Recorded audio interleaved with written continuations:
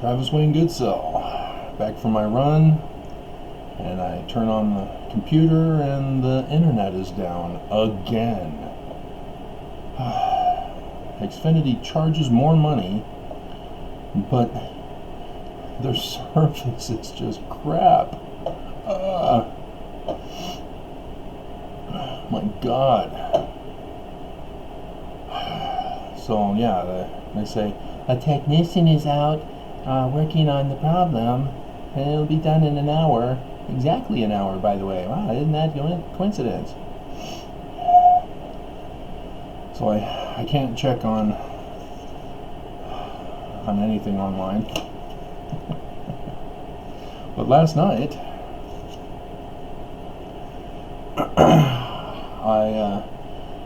right before bed, I checked everything online and found that the Mormons who were haters, putting the thumbs down, apparently watched my video where they got exposed as haters and condemned them. And so magically all the thumbs down disappeared. They went back to all those videos and undid them. Isn't that amazing? The only other option is that YouTube Mormons working at YouTube in San Francisco are putting the thumbs down on my videos. And so they got caught.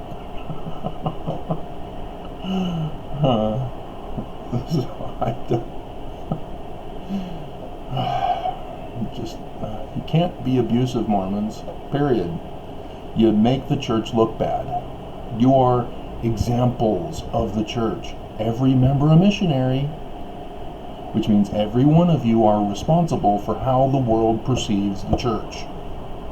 And if you go around trolling on other people's channels, saying, "Oh, the church is true, you guys are evil," that reflects onto the Mormon church. If you go around saying, "Hey, Travis, you apostate, antichrist Mormon," again, that reflects on the church. You're supposed to be Christ-like, remember? You actually become Christ. Remember? Oh, right, you haven't seen those videos of mine. What is a Christ? Oh, right, you don't know Greek. Anointed one. In Hebrew, they're called messiahs. There's lots of them. Why are there lots of them? Isn't there one and only? No. King David, for example. Hello? King David was a Christ.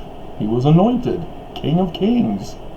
That's why Jesus of the Gospels was to restore the kingdom of David. And he failed. He died. You say, "No, he died for our sins." Wrong one.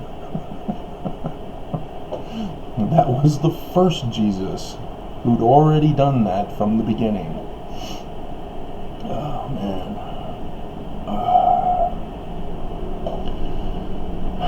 Because I keep trying to tell you guys, the last days Messiah is a mortal man. Not a son of God, a son of man. Remember? It says it. Jesus says it. Son of man. The sign of the Son of Man. John the Revelator. Male child. Son of man. Ezekiel is called a son of man. So, yeah, as the sun rises in the east and sets in the west, what does that mean? Well, that means he can fly. How does a mortal man fly? Plane, hello. That's what happened with the Americans on that cruise ship. They were transported by helicopter or plane to Travis Air Force Base. That caught my attention.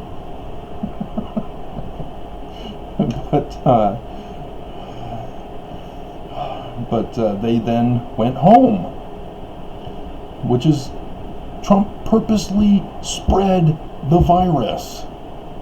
Trump purposely spread the virus around the United States as he sent unqualified, wrong department people to the scene without the proper equipment. They then got infected. They then brought the infection home. Then they themselves, who got infected by the infected people, then went home to their various homes throughout the United States, spreading the disease. It's going to blow up in numbers very soon. But how does a mortal man rise in the east and set in the west, coming from the clouds of heaven? Airplane, which means I have to tell you guys everything. In the Mormon Church, when does a man become a Christ? During their temple endowment. When do they get their temple endowment? Before they go on their mission. What does that mean then? It means he served a mission on the East Coast and was living on the West Coast. So that he goes on his mission to the East, comes home in the West, endowed with power from on high. It's that simple. You have to watch my series on the Mormon Jesus Christ or the Last Days Messiah or something like that. I also did a series on my other channel. It's in a playlist, so refer to them. Because he's, according to Ezekiel, the Son of Man, he is born in San Francisco, living specifically in Oakland.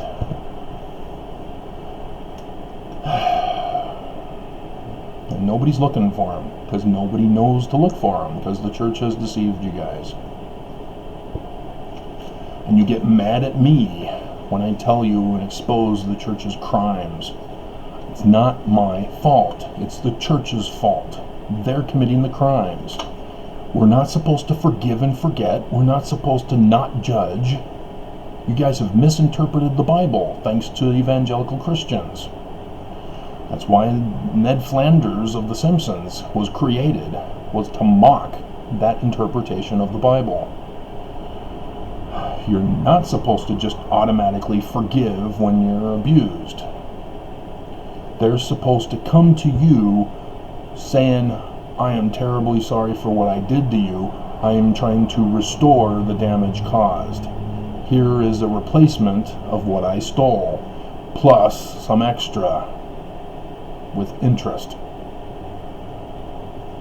That is what Jesus was teaching in regards to judgment.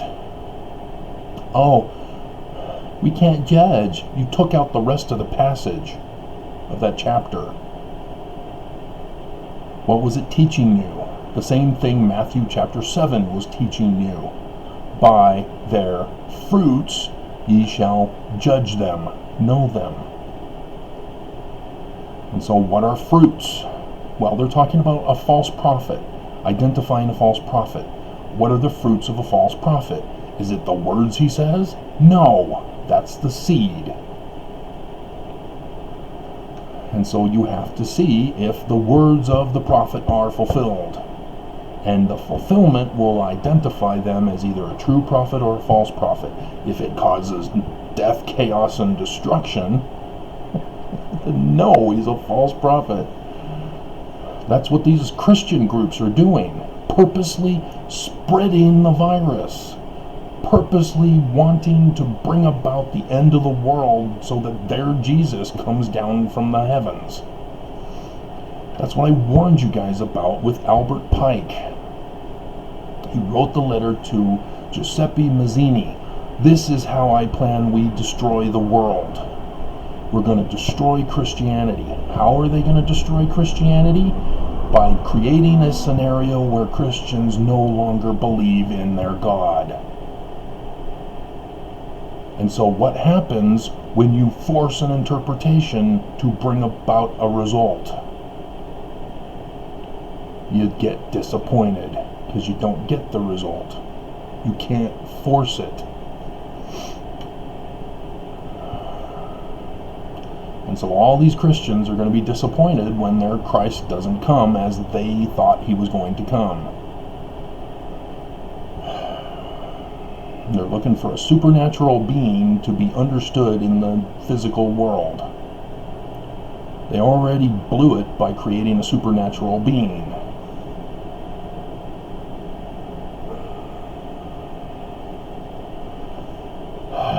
And so the whole Sermon on the Mount,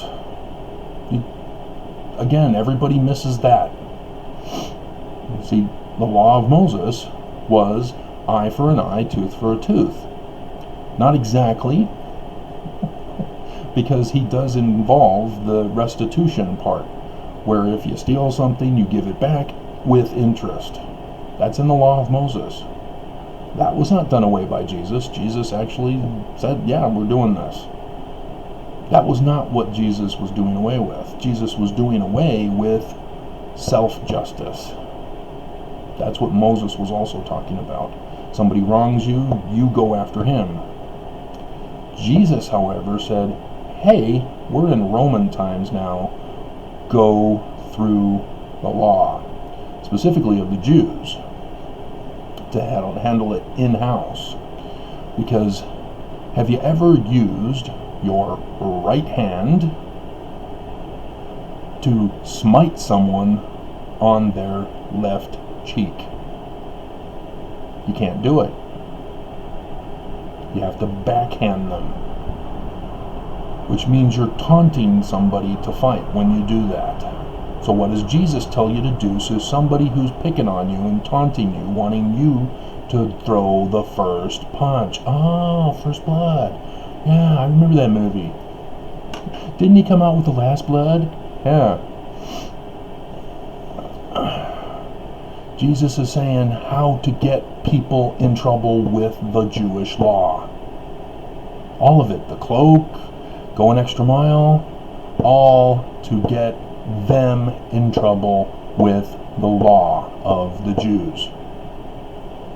He's teaching, take people to court.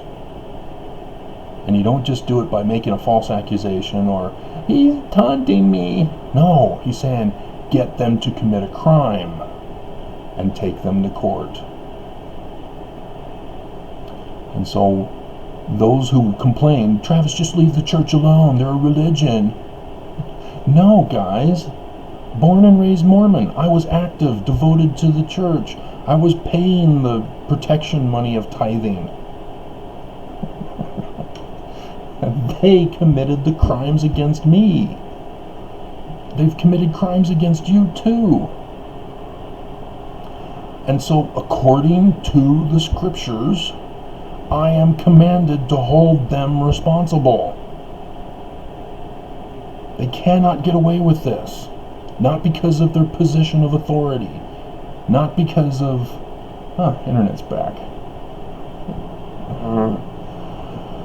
Not because they're religious leaders. Nobody is beyond the law. Everybody is accountable to the law. Remember Article of Faith number 12. And so I have no choice but to sue the church. And their crimes are so serious. But I can't sue criminally because everybody is protecting them. And so I have to do it civilly, which means I only get money damages. But the seriousness of the charges, I cannot just have a settlement, because you Mormons are going to hate me. You're going to see my lifestyle and go, hey, my tithing paid for your lifestyle. And you're going to hate me. I can't live in Utah after this. You're victim blaming. You're covering for the church and setting the bad example.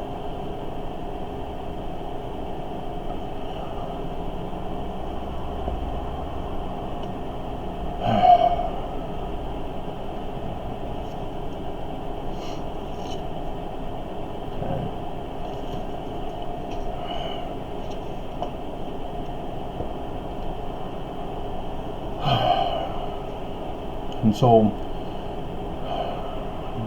Mormons, I will destroy the church if the church wants to take this to court. It won't be with a jury, it'll be before a judge. Because Mormons will mostly dominate the jury. And of course the Mormons are going to say, no, the church is innocent. He's the bad guy. Punish him. Lock him up. You know that's what's going to happen. That's what they did with Shurtleff and the other guy who replaced Shurtleff. Those were criminals, guys, and you let them go. Attorney generals, and you let them go because they were Mormon. The FBI refused to release the documents because the Mormons in the FBI protecting each other. You're setting the bad example. And so what's the difference, for example, between a lay ministry and priestcraft? Can't Google priestcraft. They don't have the definition. The definition is only found within the Book of Mormon. It's an exclusive Book of Mormon word.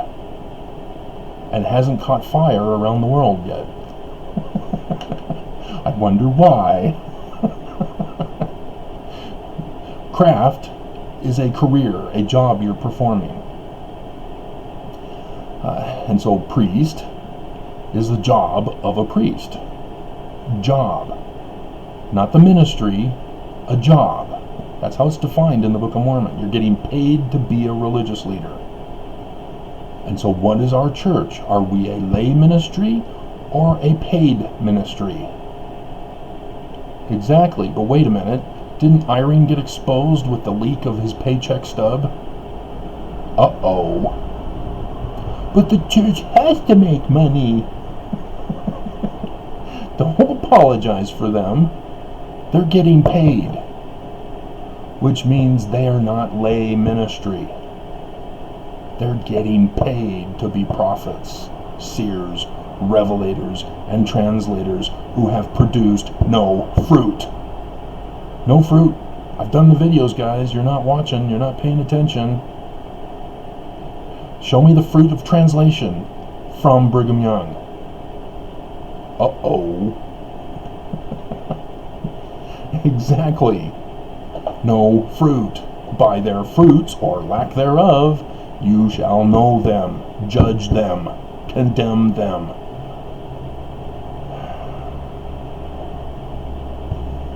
It's not a complicated gospel, guys. It's people who want to get away with crime who make it complicated, who alter the laws. It's the same way in government. That's how our government's all screwed up. It's because they didn't follow the Constitution. They misinterpreted according to their crimes that they wanted to commit.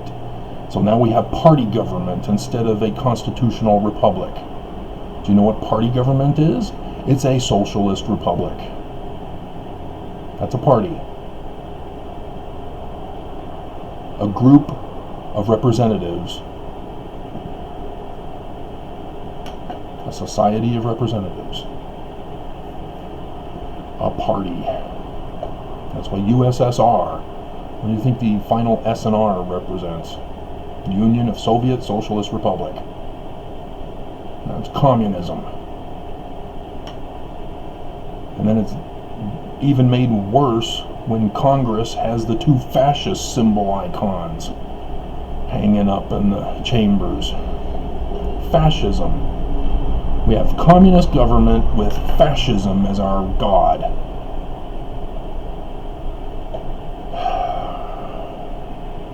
By their fruits we shall know them. And so the church, they aren't going to court with me. They aren't going to trial. They aren't going to try to defend themselves. They can't. I just showed you one example of priestcraft versus lay ministry.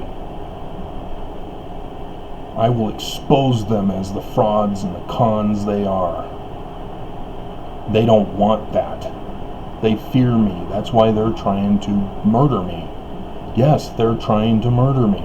They had me disappeared, guys. What kind of organization does that? Oh yeah, a criminal one. The mafia. Gangsters. They disappear people.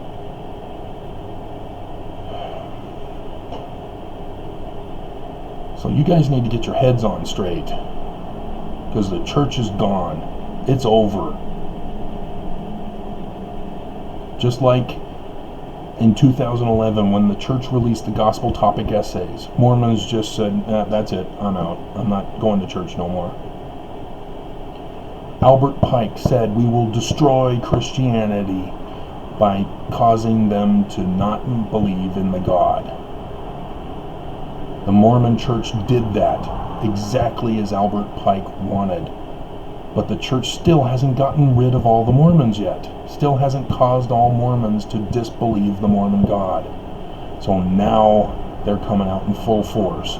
They took away the high priest office. They said we're working with Russia. They took away home teaching.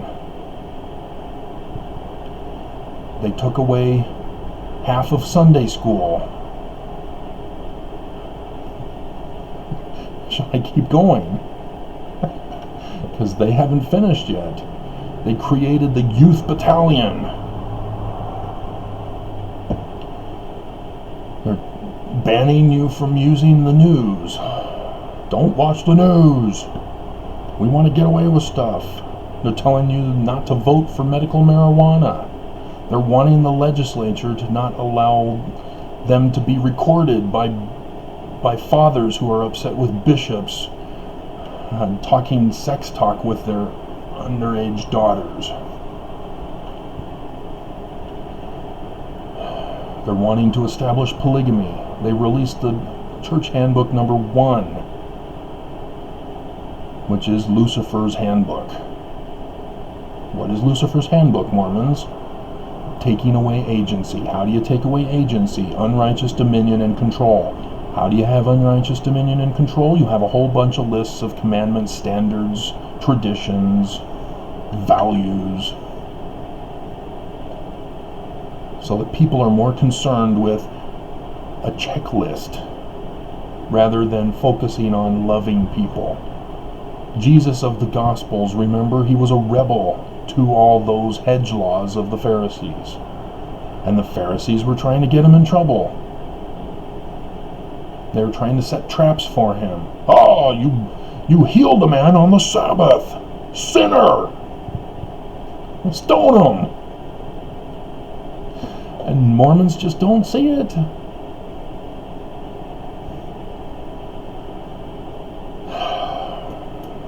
And so, yeah, I can do that with the whole gospel if the church wants to go that route. But this is about the church's crimes. And it's treason, it's war crimes, it's RICO, which is criminal organization, it's bigamy, it's hatred. The church isn't even bothering to follow Article of Faith number 12. They're wanting their kingdom of Deseret back. And I did the symbol of the Seagull Gate video. It is not God's church. Not the true God, anyway. Because that whose doctrine you follow is the God who you make.